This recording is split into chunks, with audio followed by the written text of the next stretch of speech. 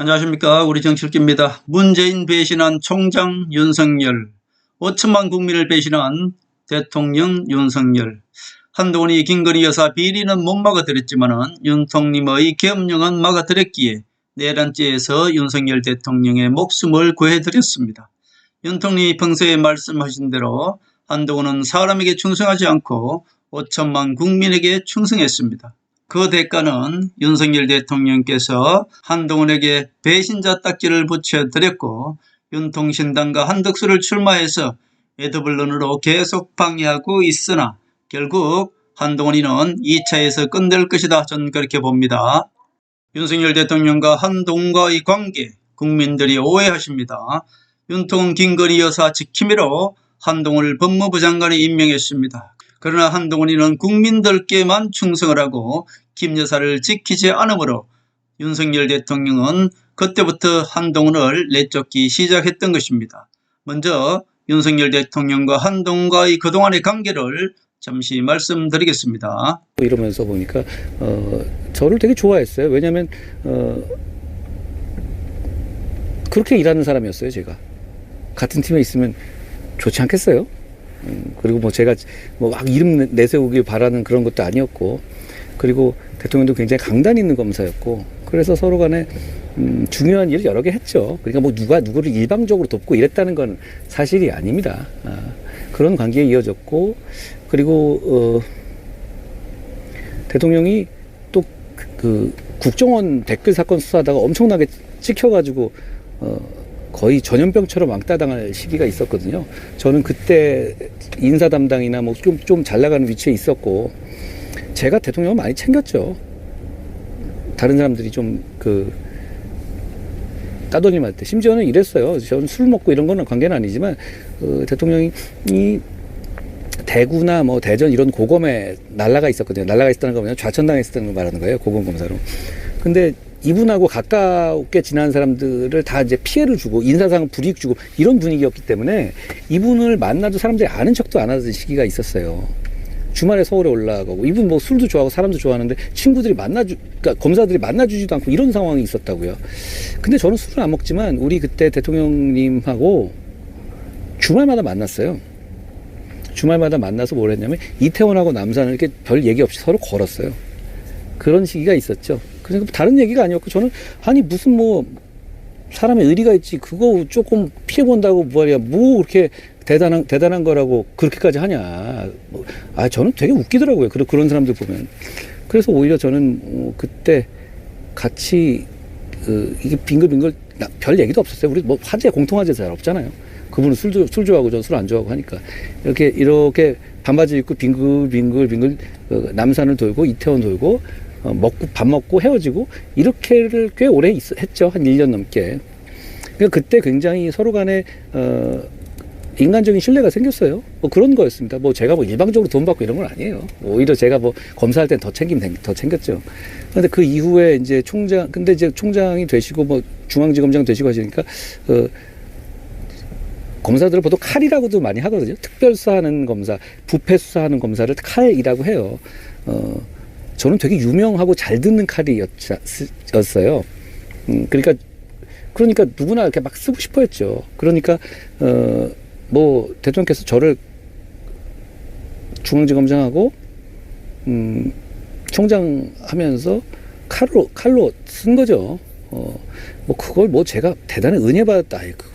공직이 은혜가 어디 있습니까? 공직이 뭐 누구 개인의 겁니까? 국민의 것이지. 저는 그렇게 생각하지 않아요. 그렇게 서로 생각해서도 안 되고, 제가 대통령이 돼도요, 저를 위해서 일한 사람들한테 저는 그런 충성 바라지 않을 거예요. 그러면 안 돼요. 그리고 평생 제가 그러지 않고 살아왔어요. 뭐 그러다가 이제 여기까지 온 거죠. 그리고 뭐 그 이후에 뭐 장관이 되거나 뭐 이렇게 하면서도 그 과정에서도 열심히 일했어요. 그리고 공직이라는 건 그런 거예요. 저는 여러분의 도구이자 무기입니다. 저를 뭐 발탁한 인사권자의 무기이자 도구가 아니에요. 공직자는 그렇게 일하면 안 됩니다. 저는 앞으로도 안 그럴 거고. 한마디로 윤석열 대통령은 한동훈을 법무부 장관 시켜서 김건희 여사 비리를 지키는 도구로 사용했던 것입니다. 결국 한동훈이 김건희 여사 비리를 지켜주지 않고 덮어주지 않고 오히려 국민들께 충성함으로 윤석열 대통령은 한동훈을 내쫓기 시작했던 것입니다.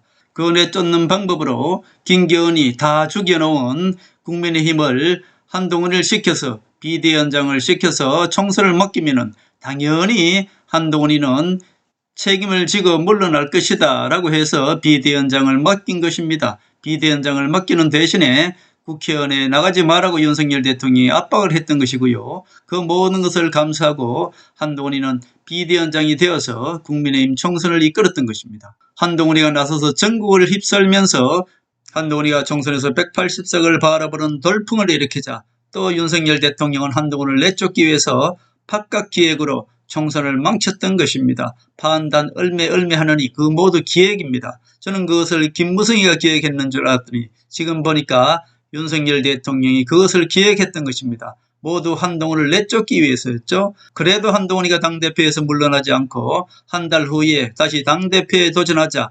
한동훈이를 어떻게든 떨어뜨리려고 했으나 한동훈이는 당대표에서 63% 압도적인 차로 한동훈이가 당대표에 당선되었던 것입니다.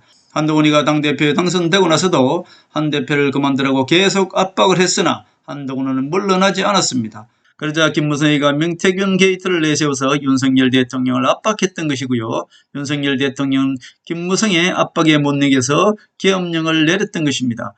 윤석열 대통령께서 마지막으로 김 여사를 지키기 위해서 대한민국 5천만 국민을 배신하는 21세기 선진국 대한민국에서 경제가 망치든 말든 계엄령을 일으켰던 것입니다. 결국 윤석열 대통령은 김 여사를 지키기 위해서 계엄령을 선택했던 것입니다. 결국 계엄령을 통해서 한동훈을 배신자 딱지를 붙여서 국민의힘에서 내쫓는 데까지 성공했던 것이죠. 윤석열 대통령은 한동훈이 이제 배신자 딱지를 붙이고 퇴출시켰다라고 생각했는데 그러나 한동훈이는 다시 들어왔습니다. 윤석열 대통령은 탄핵이 되어도 아파트 동민들에게 나는 모든 것을 다 이겼다고 들어왔다고 했습니다. 한동훈이는 배신자 딱지에 붙여서 대선에 못 나올 것 같지만 이제 다시 대선에 나왔습니다.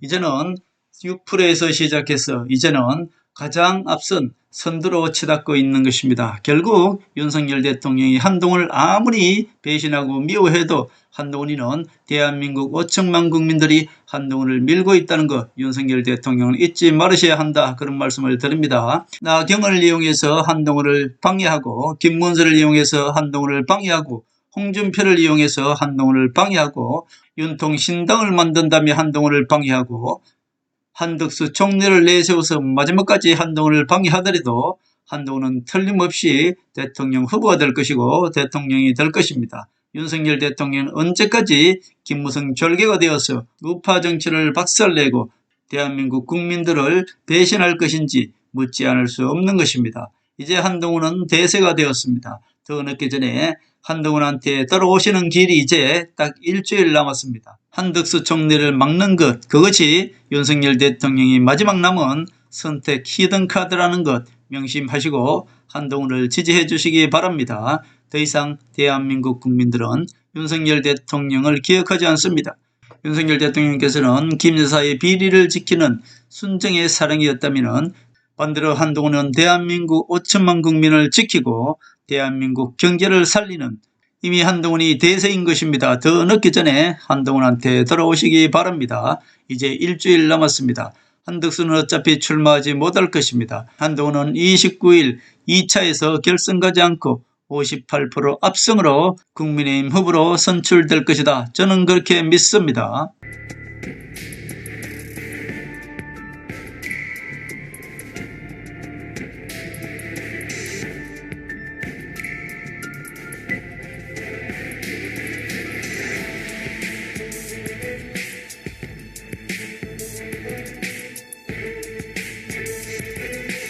하늘의 섭리대로 우리 정치의 미래를 읽습니다. 구독과 좋아요는 큰 힘이 됩니다. 감사합니다.